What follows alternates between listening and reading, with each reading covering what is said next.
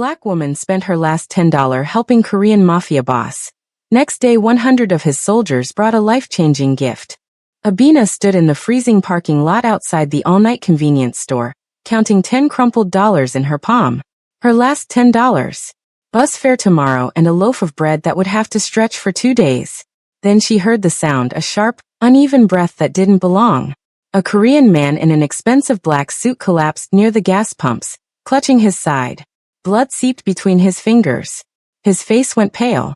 He was dying right there on the concrete, and the parking lot was empty except for her. "Don't!" the clerk shouted through the glass. "Just don't." Abina looked at the dying man, then at her $10. She thought about the empty cupboards at home, about walking 4 miles because she couldn't afford the bus. But she couldn't just walk away.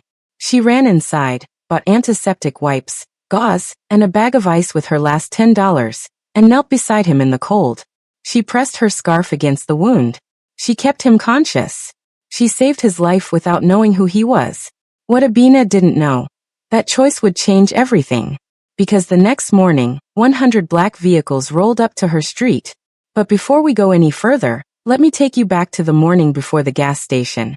Before the blood, before the choice, before everything changed. Because to understand why Abina made that decision, you need to understand the life she was living. Hello my friends and loved ones. Thanks for joining me on this beautiful story. As we continue this story, kindly take a moment to subscribe to this channel, like the video, and I love to always hear from you. Where are you watching from and what time is it at your end right now? Thank you for subscribing. Now let's continue. Abina's alarm went off at 5:30 a.m. that Tuesday morning. She didn't hit snooze. She never did. Snoozing was a luxury for people who had margin in their lives, and Abina had learned long ago that she didn't have that kind of time. She pulled herself out of bed in the studio apartment she'd been renting for 2 years. The place was small, one room that served as bedroom, living room, and kitchen all at once. The walls were thin enough that she could hear her neighbor's television through the plaster. The radiator clanked but barely heated. The window overlooked a narrow alley where stray cats fought over scraps every night. But it was hers, and she'd fought to keep it that way. She walked to the corner that passed for a kitchen and opened the cabinet. 1 box of instant oatmeal. 3 packets left. Half a jar of peanut butter, the bottom scraped so clean you could see your reflection. She opened the mini fridge. A 1/4 carton of milk, 2 days past the date stamped on the side. 2 eggs. She made the oatmeal, added a spoonful of peanut butter to make it stretch, and ate it standing by the window. She didn't sit. Sitting made her think too much about what she didn't have. This was life now. Counting every dollar. Stretching every meal.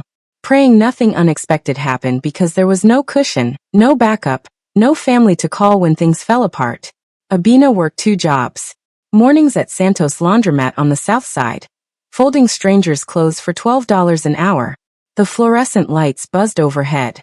The industrial dryers rattled like they might explode. Her hands always smelled like bleach and fabric softener, no matter how many times she washed them. Evenings at Rosie's Diner near the highway. Serving truckers, night shift workers, and people passing through on their way to somewhere better.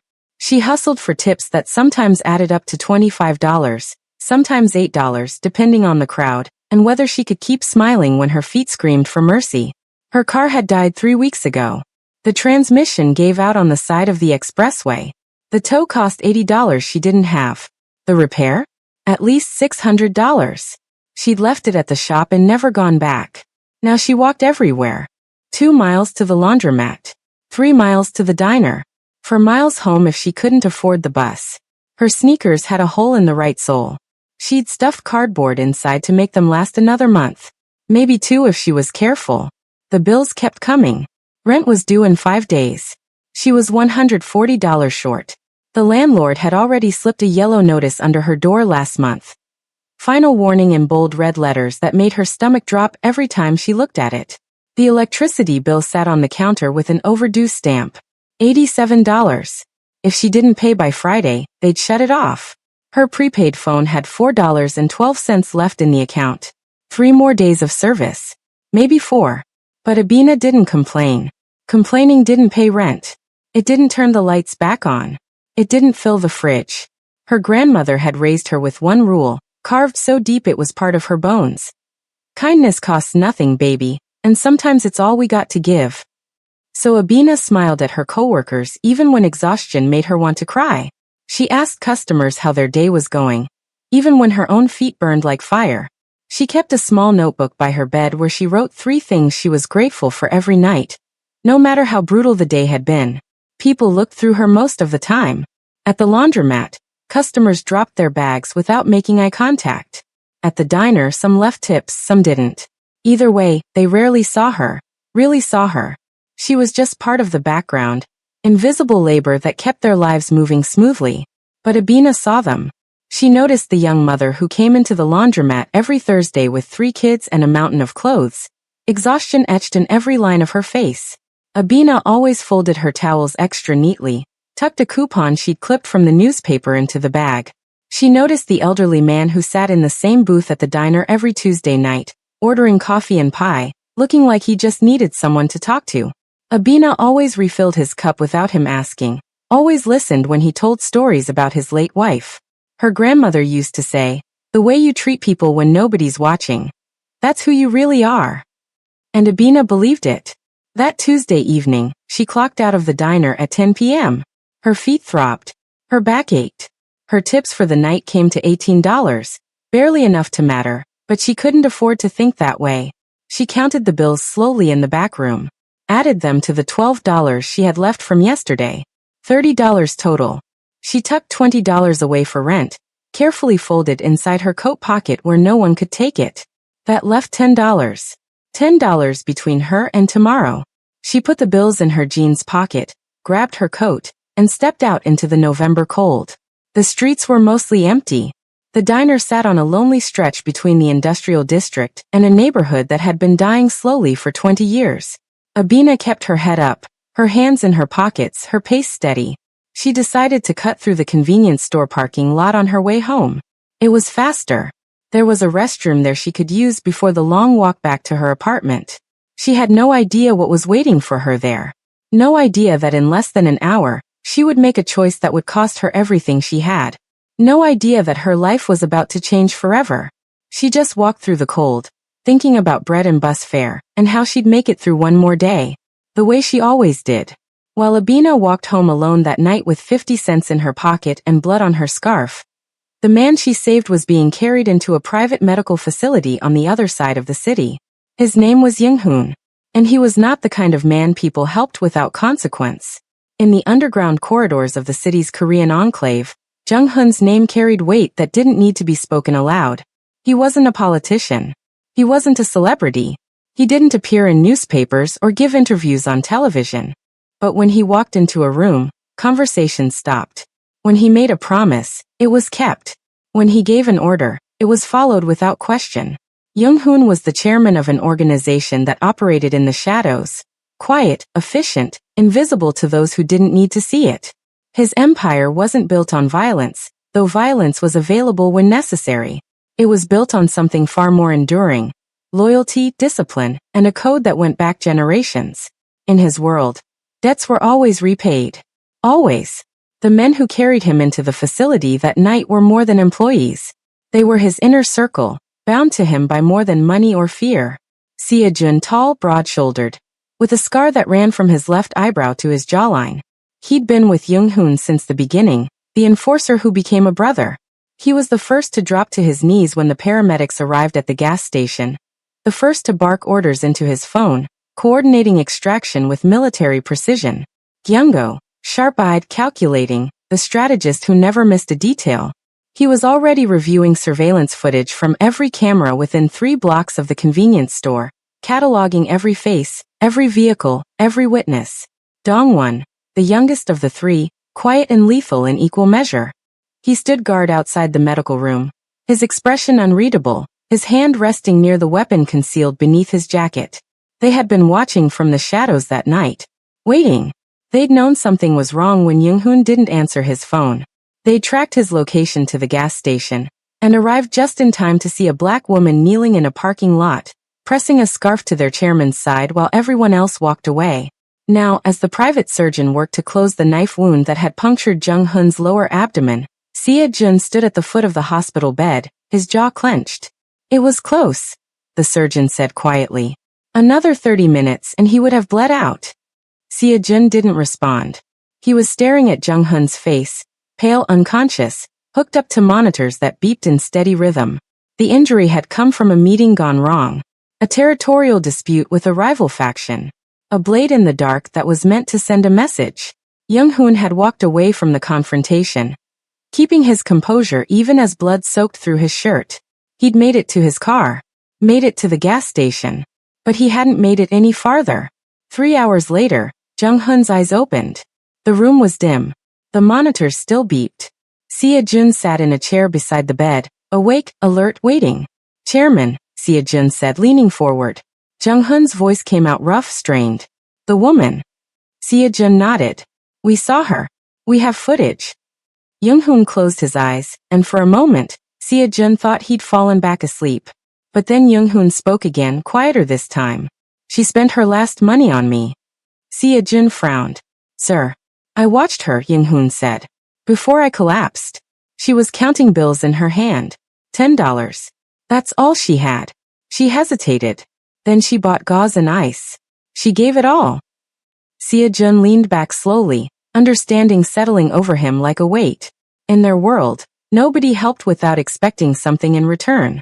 Nobody sacrificed without calculating the gain. Nobody showed mercy to a stranger bleeding in a parking lot while a clerk shouted warnings and bystanders turned away. But she had. Find her, Jung-hoon said, his voice hardening into command. We already have her address, Kyung-go said from the doorway. Abina Williams, 28 years old. Works 2 jobs, laundromat and diner. Rents a studio on the south side. Behind on rent. No family. No car. Walks everywhere. Jung-hoon opened his eyes again, staring at the ceiling.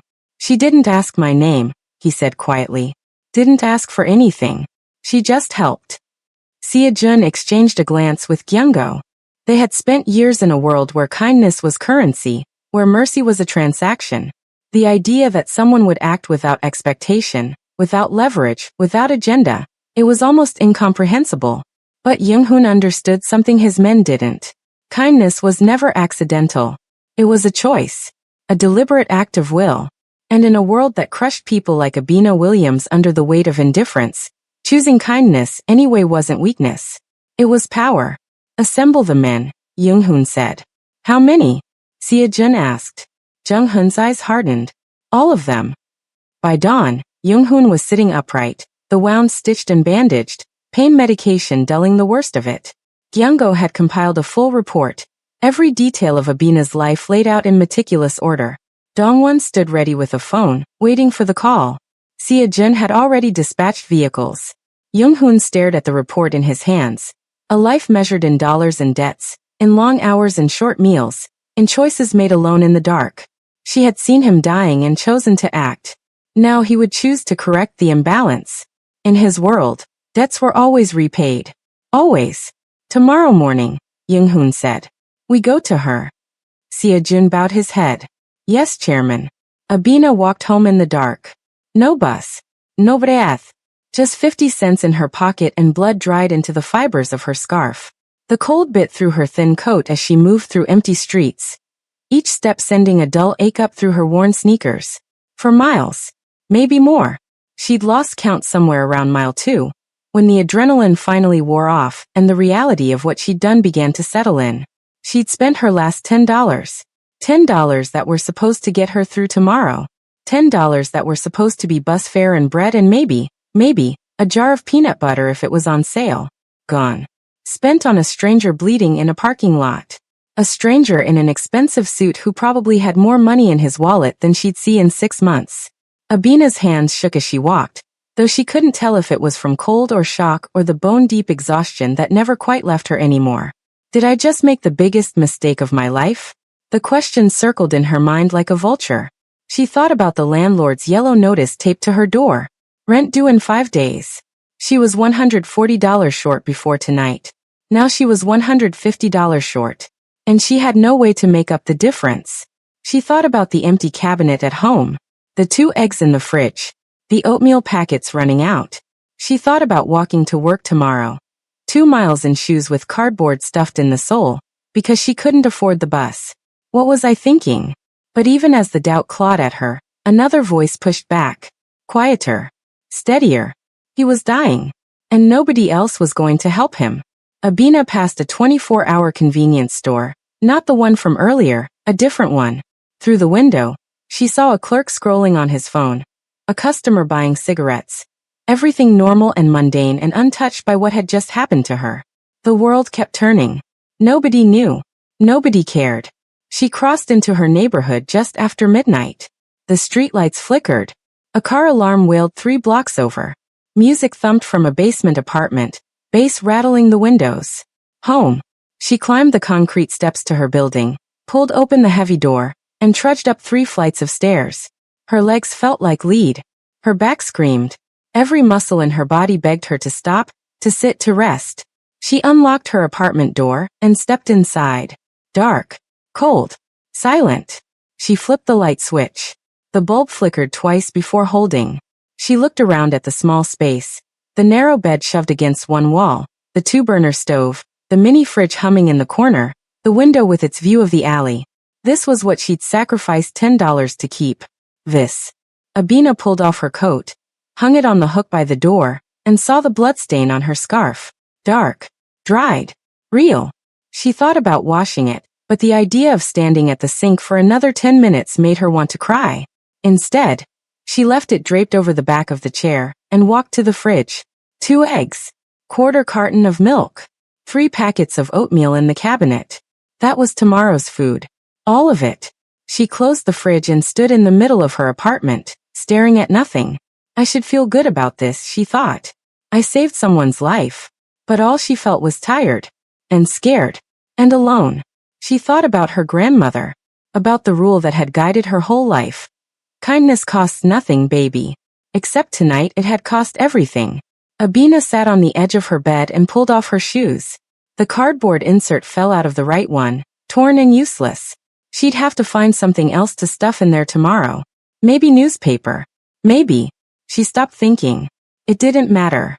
She lay back on the bed, still in her jeans and shirt, too exhausted to change. She stared at the ceiling, at the water stain in the corner that looked like a fist, and tried to decide if she regretted what she'd done. She couldn't. Even now, broke, hungry, afraid, she couldn't regret it. Because when that man looked at her and asked why, the answer had been so simple it hurt. Because you were hurt. Because no one else would.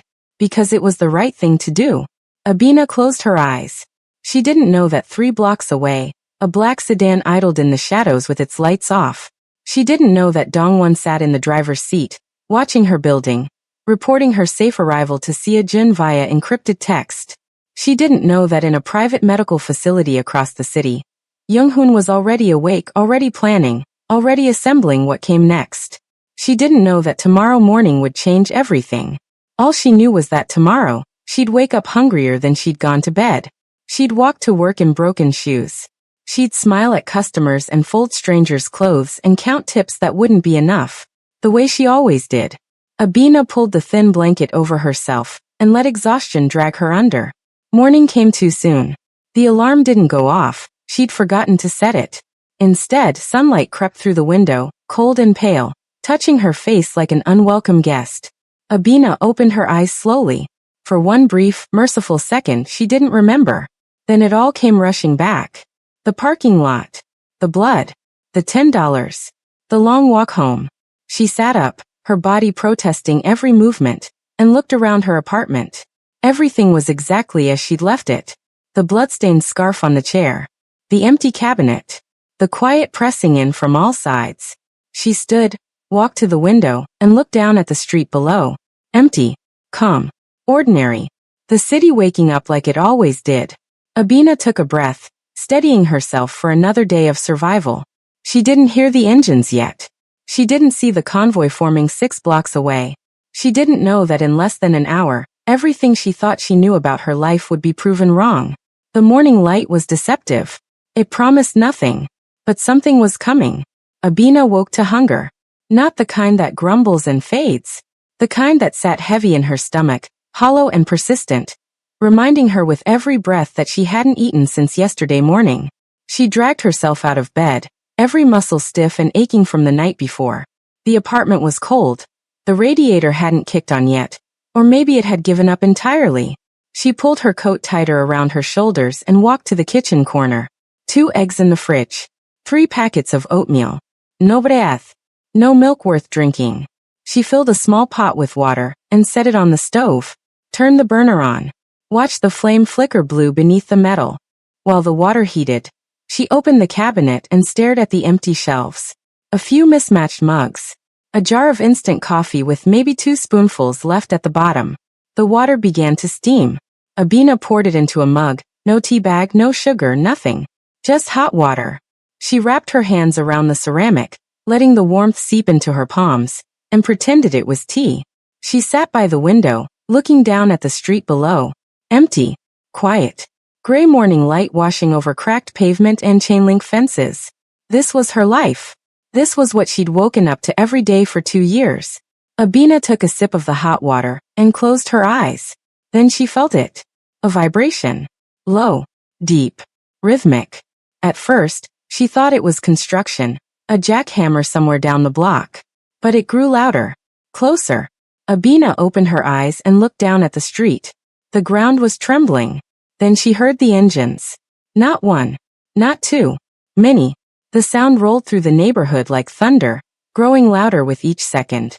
Abina stood, pressing her face closer to the window, her breath fogging the glass. Black vehicles turned onto her street.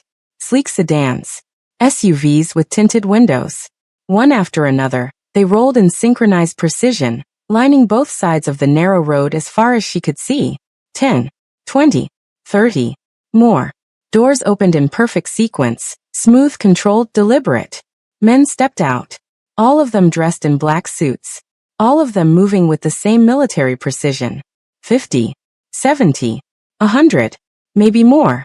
Abina's mug slipped from her hand and shattered on the floor. She didn't notice. Down below, neighbors began emerging from their buildings. Mrs. Chun from 2B peeked through her curtains. The teenager from across the hall opened his door, looked outside and slammed it shut. Someone shouted. A car alarm went off, and then abruptly stopped. Fear rippled through the street like a wave. The men in black stood perfectly still, forming 2 lines that stretched from the building entrance all the way to the end of the block. Abina's heart hammered against her ribs. What is this? What did I do? Then the knock came. Slow. Firm. Controlled. 3 measured strikes against her apartment door. Abina stood frozen by the window, her body refusing to move. The knock came again, patient and unyielding. Her hands shook as she crossed the small space. She reached for the doorknob. Hesitated. Should I open it? Should I run? There was nowhere to run. She turned the lock and pulled the door open. A man stood in the hallway. Tall, broad-shouldered, with a scar running from his eyebrow to his jaw. His expression was stone, but when their eyes met he bowed, deeply, respectfully. My name is Sia Jun, he said, his voice steady and formal. We are here for you. Abina's knees nearly gave out. I don't understand. Sia Jun stepped aside, and the crowd of men outside parted like a curtain. Young-hoon stepped forward. Alive. Upright. Immaculate in a dark coat and tailored suit. His face was calm, composed, but his eyes carried a weight that made the air feel heavier. Abina's breath caught in her throat. The man from the parking lot. The man who'd been bleeding. The man she'd saved with her last $10. He was standing in front of her building, surrounded by 100 soldiers, looking at her like she was the only person in the world. Young-hoon walked forward slowly, each step measured. Sia Jun and 2 other men flanked him. One sharp-eyed and calculating, the other younger, quieter, lethal.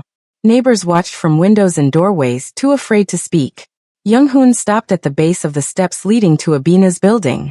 He looked up at her, standing in the doorway 3 floors above. Her coat pulled tight around her shoulders, her face pale with confusion and fear. You spent your last $10 on me, Young-hoon said. His voice carried clearly through the silent street, calm and deliberate. I had my men verify. Abina's mouth opened but no sound came out. You were bleeding, she finally managed, her voice barely above a whisper. Young-hoon studied her for a long moment. The street held its breath. In my world, he said quietly, no one helps without expecting something in return. He took another step forward. Abina gripped the doorframe, her legs shaking. Jung-hoon raised his hand. The 100 men behind him stiffened, waiting. Seo-jun moved to Jung-hoon's side ready. Kyung-go and Dong-won flanked the formation like sentries. The morning light cut sharp shadows across the street. Jung-hoon's hand remained raised, suspended in the air. Every eye in the neighborhood was on him. Every breath was held. Abina stood frozen, unable to look away, unable to process what was happening. And then Jung-hoon's fingers moved, a subtle gesture, precise and commanding. The signal. The soldiers moved. Not rushed. Not chaotic. Controlled, synchronized, purposeful. From the backs of the SUVs, they began unloading boxes, sleek black containers, sealed bags, carefully wrapped packages. They moved up the steps in pairs, carrying their cargo with the same precision they'd used transporting something sacred. Abina backed into her apartment doorway, her mind struggling to process what she was seeing. Seo-jun stepped forward first, holding a large envelope in both hands. He climbed the 3 flights of stairs and stopped in front of her, bowing again before extending it toward her. From Chairman Jung-hoon, he said. Abina's hands trembled as she took it. The paper was thick, expensive. She opened it with numb fingers. Inside was a cashier's check. $50,000. The numbers blurred. Her vision swam. The hallway tilted. Her voice cracked. I can't. Yes, you can. Jung-hoon's voice cut through from the street below, firm but not unkind. Abina looked down at him, the check shaking in her hands. I didn't do it for money, she said, tears already streaming down her face. I didn't. I can't take this. Jung-hoon began climbing the stairs. Slowly. Deliberately. His men parted to let him pass. When he reached her landing, he stood directly in front of her, his presence commanding but not threatening. This is not payment, he said quietly, his eyes locked on hers. This is correction. Correction? Abina whispered. You gave everything you had when you had nothing to give, Jung-hoon said. The world took from you. I am returning balance. Behind him, the soldiers continued moving. Boxes were stacked in the hallway. Groceries, real groceries, bags full of fresh produce, meat, bread, things Abina hadn't been able to afford in months. Coats, still in their packaging. Shoes in boxes. A laptop, sealed and new. I don't understand, Abina said, her voice breaking. Seo-jun stepped forward again, holding a manila folder. Jung-hoon took it and opened it in front of her. A job offer, he said. Abina stared at the papers. Official letterhead. A foundation she'd never heard of. Position. Community liaison. What is this, she asked. A foundation that funds housing, education, small businesses, Jung-hoon explained. For people the system overlooks. People like you. He gestured to the document. Salary. Benefits. Health insurance. Stability. Abina's legs buckled. She grabbed the doorframe to keep from collapsing. Why? She managed. Jung-hoon's expression softened. Just barely, but enough that she saw it. Because you see people when they are invisible, he said. That is rare. That is power. Down below, neighbors had begun emerging fully from their apartments. Mrs. Chun stood on the sidewalk, her hand over her mouth. The teenager from across the hall filmed everything on his phone. A small crowd had gathered at the end of the block, watching in stunned silence. Jung-hoon turned to face them, his voice carrying across the street with quiet authority. This woman, he said, gesturing toward Abina, showed mercy to a stranger when no one else would. She gave everything she had when she had nothing. He paused, letting his words settle. From today forward, she is under my protection. The street went silent. Even the distant traffic seemed to hush. Jung-hoon turned back to Abina, and then slowly, deliberately, he bowed. Not a casual nod. A full formal bow. Deep and sustained, the kind that carried weight and history and generations of meaning. Abina's hands flew to her mouth as tears blurred her vision completely. And then the impossible happened. Seo-jun bowed. Kyung-go bowed. Dong-won bowed. And then, like a wave rolling through formation, all 100 soldiers bowed in perfect unison. 100 men in black suits, standing on a broken street in a forgotten neighborhood, bowing to a woman who cleaned strangers' clothes and served coffee for tips. The world stopped. Mrs. Chun whispered something in Cantonese, her eyes wide. The teenager lowered his phone, too stunned to keep filming. A woman Abina had never met began crying openly. Fear had shifted to confusion. Confusion had shifted to awe. Abina covered her face with both hands, her body shaking with sobs she couldn't control.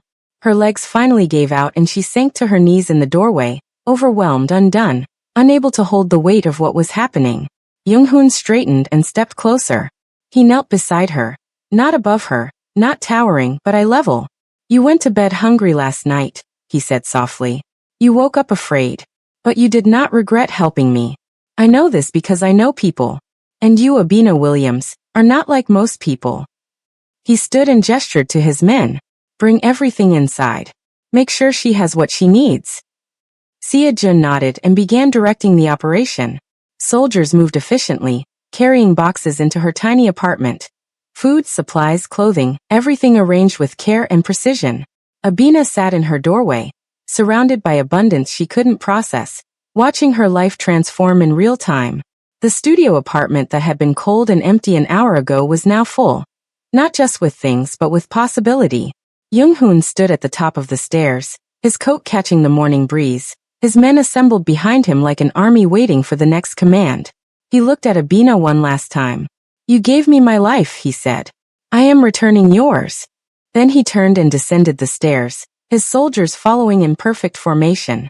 The vehicles began pulling away one by one, smooth and silent, until the street was empty again. Except for the neighbors standing in stunned silence, and Abina kneeling in her doorway, her hands still shaking, her world completely rewritten. She had gone to bed invisible. She woke up seen. The video went viral in 6 hours. The teenager from across the hall, Marcus, had posted it from 3 different angles. The black convoy filling the street. The 100 men in formation. Jung-hoon's declaration. The bow that seemed to bend reality itself. By noon, it had 200,000 views. By evening, 2 million. By the next morning, news vans lined Abina's block. She watched from her window as reporters set up cameras, as neighbors gave interviews, as the story took on a life she couldn't control. Local woman's act of kindness repaid by mysterious benefactor. The $50,000 thank you. Viral moment captured on video. Who is the man behind the 100-soldier tribute? Abina's phone, newly replaced by one of Jung-hoon's men with actual service, wouldn't stop buzzing. Messages from people she hadn't spoken to in years. Friend requests from strangers. Interview requests from podcasts, local news, national morning shows. She turned the phone off and sat in the middle of her apartment, surrounded by boxes she still hadn't fully unpacked. The groceries in her fridge felt like a dream. The new coat hanging by the door felt like it belonged to someone else. The check, $50,000, sat on her counter, still not deposited because every time she looked at it, her hands started shaking. A knock came at the door. Abina tensed, but when she looked through the peephole, she saw Mrs. Chun from 2B, holding a covered dish. She opened the door slowly. Mrs. Chun smiled. A real smile. Warm and genuine, nothing like the polite nods they'd exchanged in the hallway before. "I made too much," Mrs. Chun said, though they both knew that wasn't true. "Thought you might like some." Abina took the dish, her throat tight. "Thank you." Mrs. Chun patted her hand. "You're a good person. I always knew." But she hadn't. None of them had. Abina had been invisible to this building for 2 years, just another tenant struggling to make rent, another face in the hallway. Now suddenly she was seen. The community's reaction shifted like weather. People who'd walked past her without a second glance now stopped to talk. The bodega owner who used to watch her count change now refused to let her pay. The bus driver who'd kicked her off last month for being 20 cents short waved her through for free. "You're that woman," he said, grinning. "The one from the video. Nah, you ride free. Anytime." Abina didn't know how to feel about it. She'd done what she did because it was right. Not for recognition, not for reward, not for this sudden elevation in the eyes of strangers who hadn't cared about her suffering 24 hours ago. But she also couldn't deny what was happening. She'd become a symbol. The woman who helped when no one else would. The woman who sacrificed everything. The woman who proved that kindness still existed in a world that had forgotten what it looked like. Strangers tagged her in posts with captions like, "Be like Abina," and "This is what humanity looks like." Churches invited her to speak. Community centers wanted her story. A GoFundMe someone started in her name had raised $30,000 before she even knew it existed. The world had decided who she was. And Abina was terrified of losing herself in it. 3 days after the convoy, Sia-jun returned. He knocked politely, waited for her to open the door, and handed her another envelope. The foundation would like to meet with you tomorrow, he said. If you're ready. Abina looked at the envelope, then at Sia-jun. What if I'm not? She asked quietly. Sia-jun's expression softened, just barely. Chairman Young-hoon said you might say that, he replied. He asked me to tell you something. Abina waited. He said. You were already doing this work. Now you'll have the resources to do it properly. Abina thought about the young mother at the laundromat, the elderly man at the diner, the people she'd seen every day, really seen, when no one else bothered to look.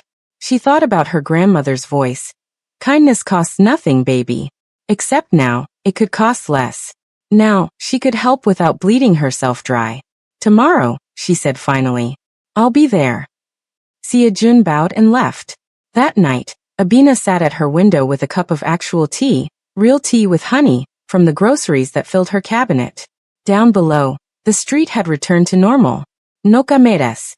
No convoy. Just the usual hum of the neighborhood settling into evening. But something had fundamentally changed. Jung-hoon's name was no longer whispered with only fear. People talked about the foundation now, about the quiet work it had been doing for years. Housing for families on the edge of eviction, scholarships for kids who'd never imagined college, small business loans for entrepreneurs the banks had written off. The man who'd been painted as dangerous had revealed himself as something more complex. Power, yes, but power wielded with precision and purpose. And Abina, invisible, overlooked, dismissed Abina, was now part of that story. She pulled out the job offer and read it again. Community liaison. Benefits. Salary that would let her sleep without counting every dollar. Work that would let her help people the way she'd always wanted to, but never had the resources for. She thought about Marcus's video, about the comments flooding in from around the world. This restored my faith in humanity. We need more people like her. Kindness always comes back. Abina didn't know if she believed that last part. Kindness had cost her plenty over the years. But maybe, this once, it had come back louder than she ever imagined possible. She stood, walked to her door, and looked at the new coat hanging there. Tomorrow she would put it on. Tomorrow, she would walk into that foundation office. Tomorrow, she would step into a role she never asked for but somehow always belonged in. Abina Williams, the woman who saw people when they were invisible, was about to become visible herself. And this time she wouldn't disappear. 3 months later, Abina stood in a bright office with windows that overlooked the street where she used to count bus fare. The foundation headquarters was modest. No marble floors or corporate sheen, just clean space, good lighting, and walls covered with photos of families in front of new homes, kids in graduation caps, small business owners cutting ribbons. Lives changed quietly. Her desk sat near the window. On it, a computer that actually worked, a phone that connected her to resources she'd never dreamed of accessing, and a stack of files. Each one a person, a story, a life balanced on the edge. Today's file belonged to Maria Santos. Single mother. 2 kids. Worked nights cleaning office buildings. Behind on rent. Electricity shut off twice in the last 4 months. Car broken down. Abina knew this story. She'd lived it. She picked up the phone. That afternoon, Abina met Maria at a coffee shop near the bus station. Maria arrived 20 minutes late, breathless and apologetic, still in her cleaning uniform. I'm so sorry, the bus was late and I couldn't. It's okay, Abina said, standing to pull out a chair. Seat. Please. Maria sat, her hands clasped tight in her lap, her eyes wary. She'd been burned before by promises that evaporated, by help that came with strings attached. Abina slid a folder across the table. The foundation can cover 3 months of your rent, she said. Gives you time to catch up. No repayment necessary. Maria's eyes widened. I can't. Yes, you can, Abina said gently, echoing words she'd heard in a doorway 3 months ago. We've also partnered with a local mechanic. He'll fix your car at cost. We'll cover half. Maria's hands started shaking. There's a childcare program, Abina continued. Subsidized. Your kids can go after school while you work. And there's a job training program if you want it. Office skills certifications. No pressure. Just options. Maria covered her mouth, tears spilling over her fingers. Why? She whispered. Abina reached across the table and placed her hand over Maria's. Because you're working 2 jobs and still can't get ahead. Because the system wasn't built for people like us. Because someone helped me when I needed it most, and now it's my turn. Maria broke down completely, her shoulders shaking with sobs that came from somewhere deep and exhausted. Abina waited. She knew these tears. She cried them herself. When Maria finally looked up, her eyes were red but clear. Thank you, she said. Thank you. You would have done the same, Abina said. And she meant it. Over the weeks, there were others. James, a 62-year-old veteran who'd been sleeping in his car after his pension ran out. The foundation connected him with housing and medical care. Within a month, he had an apartment and a part-time job at a community center, helping other vets navigate the system. Shanice, 19, aging out of foster care with nowhere to go. The foundation paid her first month's rent and security deposit, enrolled her in community college, connected her with a mentor. She called Abina once a week just to talk, and Abina always answered. Mr. Kim, whose small grocery store was drowning in debt after his wife's hospital bills. The foundation restructured his loan, bought his outstanding inventory, gave him breathing room. 3 months later, his store was full again, and he'd hired 2 part-time workers from the neighborhood. Small victories. Quiet transformations. Lives pulled back from the edge, one decision at a time. Abina didn't see Young-hoon often. He kept his distance, respectful, not controlling. But sometimes she'd catch a glimpse of a black sedan parked down the block when she left the office. Sometimes Sia-jun would appear with a message. The chairman wanted you to know the Martinez family's loan was approved, or Chairman Young-hoon asked if you needed additional staff. One evening, 6 months into her new role, Abina left the office late and found Young-hoon standing by his car, hands in his coat pockets, watching the streetlights flicker on. Chairman, she said, surprised. He turned and gave a slight nod. Abina, still working late. People need help outside business hours, she said. Young-hoon smiled, barely, but it was there. You've helped 147 people in 6 months. Sia-jun keeps count. Abina didn't know what to say. You were right to choose me that night.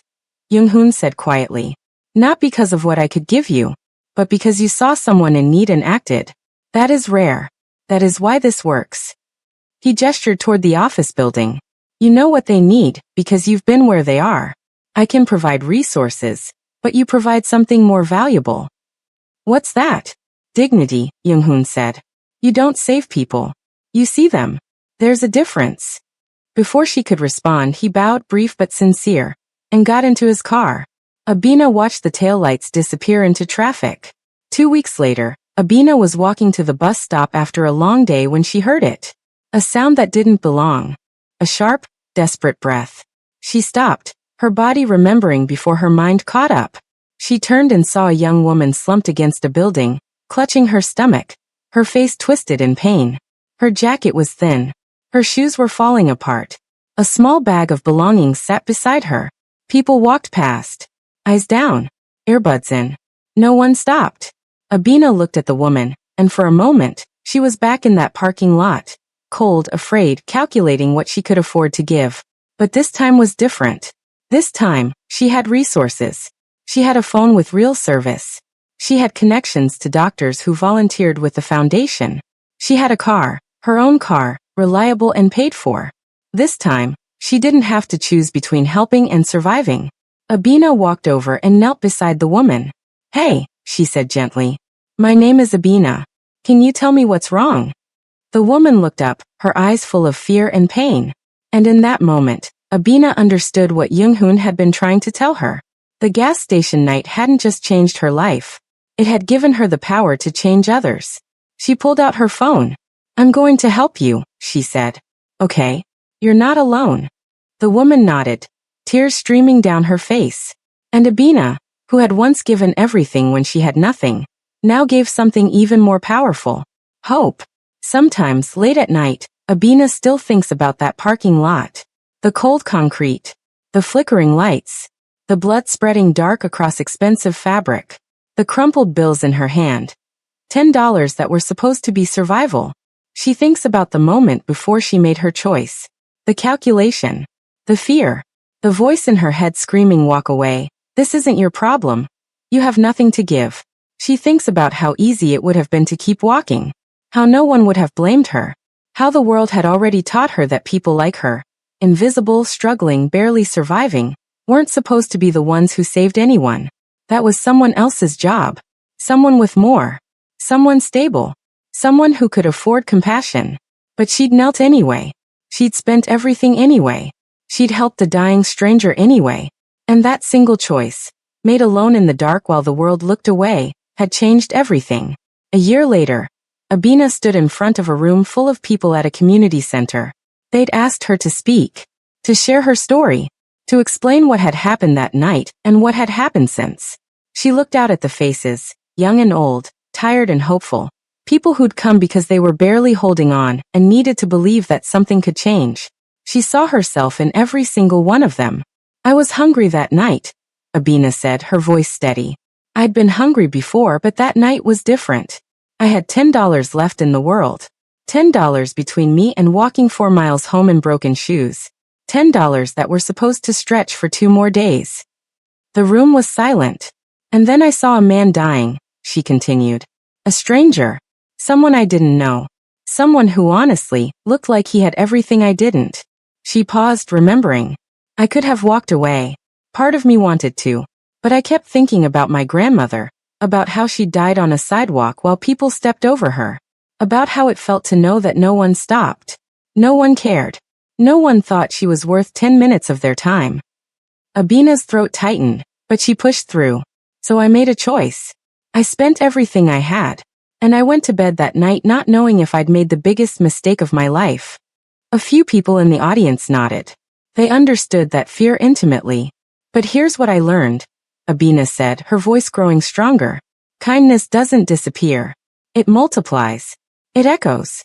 It comes back in ways you can't predict and don't control. She gestured around the room. In the last year, this foundation has helped over 300 families. We've kept people housed. We've paid medical bills. We've given people the chance to breathe when the world was suffocating them. And every single person we've helped, they've gone on to help someone else. Her eyes swept across the crowd. Maria, the woman I met in a coffee shop 6 months ago? She now volunteers at a food bank every weekend. James, the veteran who was living in his car? He's helping other vets navigate housing assistance. Shanice, who aged out of foster care with nothing. She mentors younger kids in the system now. Abina's voice softened. That's what kindness does. It doesn't just save one life. It creates a ripple that touches lives you'll never see, in ways you'll never know. She paused, letting the silence settle. So I want to ask you something, she said. The same question I had to answer in that parking lot. She looked directly at the audience. Who would you help if it cost you everything? The room held its breath. Not who would you help if it was easy, Abina continued. Not who would you help if people were watching, or if you'd get something back, or if it was convenient. Who would you help if it meant going hungry? If it meant walking home in the dark? If it meant risking everything you had for someone you didn't know? Her voice dropped to almost a whisper. Because that's the choice that matters. That's the choice that changes things. Not the easy ones. The hard ones. The ones that cost something real. She stepped back from the microphone. Fear is loud, she said. It screams at you to protect yourself, to look away, to let someone else handle it. And sometimes fear is right. Sometimes you genuinely can't help. She met their eyes again. But sometimes you can.